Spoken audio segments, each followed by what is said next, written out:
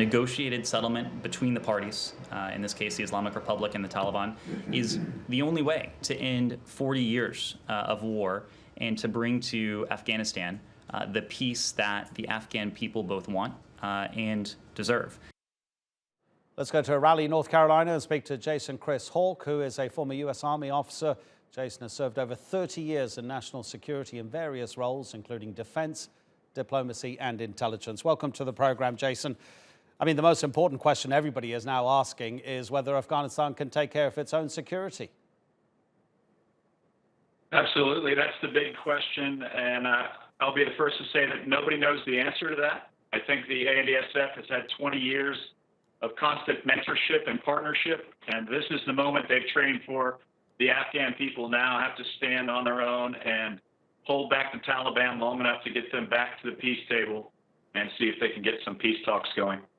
What do you make of the criticism of the U.S. withdrawal that, I mean, apart from the word coming out of Afghanistan, and quite clearly that may be the Afghan military trying to cover themselves, saying that, for example, Bagram Air Base was left by the Americans without any sort of consultation about that final process, that it was sort of done in the middle of the night and the Afghans didn't know exactly what was going on. But the overall assessment that the Americans are withdrawing because they themselves are not under immediate threat anymore. Of course, that was the reason why the invasion happened, because of the threat that was posed to American soil by Al-qaeda that had made its home in Afghanistan. With that threat not existing anymore directly to the U.S., maybe it doesn't care about Afghanistan. I think the U.S. does care about Afghanistan. I know General Miller very well, and he is a very passionate friend of the Afghan people. This has been a really good withdrawal. As far as keeping operational security, there haven't been any major incidents. The Taliban has not been able to make any major propaganda announcements, so I think it's gone fairly well. This is never going to be perfect, and there's no need for Afghans to be standing at the airplanes when we get on board. We've been working on this for months, hand in hand, and for years we've been withdrawing. So everybody knows how this works, and there'll be some bumps in the road.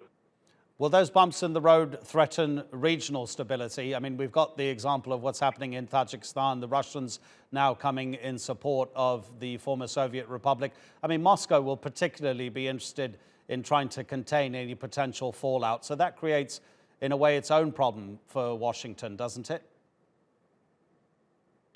I think Russia is going to continue to do what it has done since I first got to Afghanistan in 2002. Look out for its own interests. So that's no surprise to America. Shouldn't be a surprise to the Afghans. I hope that Russia will lean forward and be more helpful in getting the Taliban to get serious about peace talks, because there's a lot of Chechen leaders running those Taliban fighters. And if the ANDSF pushes them out and there's not a peace deal, those Chechens will be going back home. Jason, you're not only a former U.S. Army officer, you're a leading academic on Afghanistan. I mean, you know, since January when President Biden entered the White House, he's been going on about how he sees himself as a defender of democracy against autocracies around the world. If the Taliban were ever to regain control in Afghanistan, we're not just talking about an autocracy, we're talking about an autocracy which is underpinned by a theocracy. Isn't Joe Biden kind of rather going against his own statements here?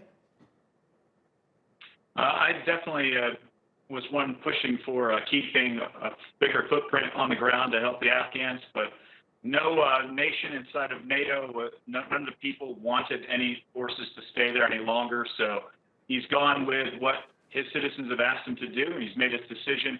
I think the Taliban, I agree, are some of the worst of the worst. And I've been talking to people today in the districts and the rural areas they've gone into. They're already starting to beat women and ask money from people and threaten to kill people if they won't feed their fighters or put them in houses for the night. So the Afghans have got to hold here, and the United States needs to keep its funding and training commitments going and help out any way they can from a distance. Jason, thank you so much indeed. Jason Criss Howk speaking to us from North Carolina.